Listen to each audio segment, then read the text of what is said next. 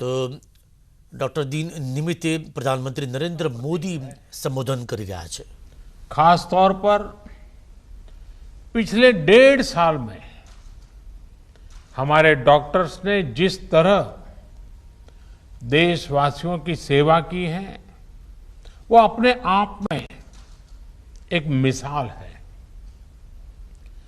मैं 130 करोड़ देशवासियों की ओर से देश के सभी डॉक्टर्स को धन्यवाद देता हूं, आभार प्रकट करता हूं। साथियों, डॉक्टर्स को ईश्वर का दूसरा रूप कहा जाता है और वो ऐसे ही नहीं कहा जाता। कितने ही लोग ऐसे होंगे जिनका जीवन किसी संकट में पड़ा होगा, किसी बीमारी या दुर्घटना का शिकार हुआ होगा, या फिर कई बार हमें ऐसा लगने लगता है कि क्या हम किसी हमारे अपने को खो देंगे। लेकिन हमारे डॉक्टर्स ऐसे मौकों पर किसी देवदूत की तरह जीवन की दिशा बदल देते हैं, हमें एक नया जीवन दे देते हैं। साथियों, आज जब देश कोरोना से इतनी बड़ी जंग लड़ रहा है तो डॉक्टर्स ने दिन रात मेहनत करके लाखों लोगों का जीवन बचाया है। ये पुण्य कार्य करते हुए देश के कई डॉक्टर्स ने अपना जीवन भी न्यौछावर कर दिया। मैं जीवन आहूत करने वाले इन सभी डॉक्टर्स को अपनी विनम्र श्रद्धांजलि अर्पित करता हूं और परिवार के प्रति अपनी संवेदना व्यक्त करता हूं। साथियों, कोरोना से लड़ाई में जितनी चुनौतियां आई, हमारे वैज्ञानिकों, डॉक्टर्स ने उतने ही समाधान तलाशे, प्रभावी दवाइयां बनाई। आज हमारे डॉक्टर्स ही कोरोना के प्रोटोकॉल्स बना रहे हैं, उन्हें लागू करवाने में मदद कर रहे हैं। ये वायरस नया है, इसमें नए नए म्यूटेशंस भी हो रहे हैं, लेकिन हमारे डॉक्टर्स की नॉलेज, उनके एक्सपीरियंस, उनके अनुभव वायरस के इन खतरों और चैलेंजेस का मिलकर मुकाबला कर रहे हैं। इतने दशकों में जिस तरह का मेडिकल इंफ्रास्ट्रक्चर देश में तैयार हुआ था, उसकी सीमाएं आप भली भांति जानते हैं।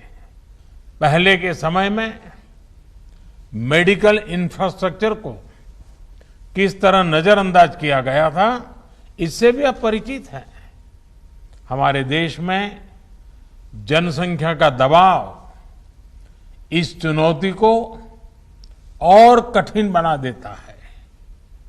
बावजूद इसके कोरोना के दौरान अगर हम प्रति लाख जनसंख्या में संक्रमण को देखें, मृत्यु दर को देखें, तो भारत की स्थिति बड़े बड़े विकसित और समृद्ध देशों की तुलना में कहीं संभली हुई रही है।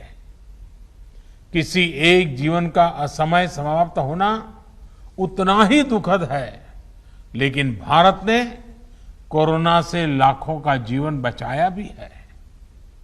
इसका बहुत बड़ा श्रेय हमारे परिश्रमी डॉक्टर्स, हमारे हेल्थ केयर वर्कर्स, हमारे फ्रंटलाइन वर्कर्स को जाता है। साथियों, ये हमारी सरकार ही है जिसने हेल्थ केयर पर सबसे अधिक बल दिया है। पिछले वर्ष फर्स्ट वेव के दौरान हमने लगभग 15,000 करोड़ रुपए हेल्थ केयर के लिए आवंटित किए थे, जिससे हमारे हेल्थ इंफ्रास्ट्रक्चर को बढ़ाने में मदद मिली। इस साल हेल्थ सेक्टर के लिए बजट का एलोकेशन 2 गुने से भी ज्यादा यानी 2 लाख करोड़ रुपए से भी अधिक किया गया। अब हम ऐसे क्षेत्रों में हेल्थ इंफ्रास्ट्रक्चर को मजबूत करने के लिए 50,000 करोड़ रुपए की एक क्रेडिट गारंटी स्कीम लेकर आए हैं, जहां स्वास्थ्य सुविधाओं की कमी है। हमने बच्चों के लिए जरूरी हेल्थ इंफ्रास्ट्रक्चर को सशक्त करने के लिए भी 22,000 करोड़ रुपए से ज्यादा आवंटित किए हैं। आज देश में तेजी से नए एम्स खोले जा रहे हैं, नए मेडिकल कॉलेज बनाए जा रहे हैं, आधुनिक हेल्थ इंफ्रास्ट्रक्चर खड़ा किया जा रहा है।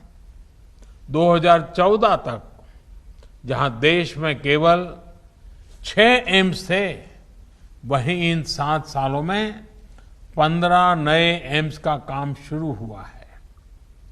मेडिकल कॉलेज की संख्या भी करीब 1.5 गुना बढ़ी है।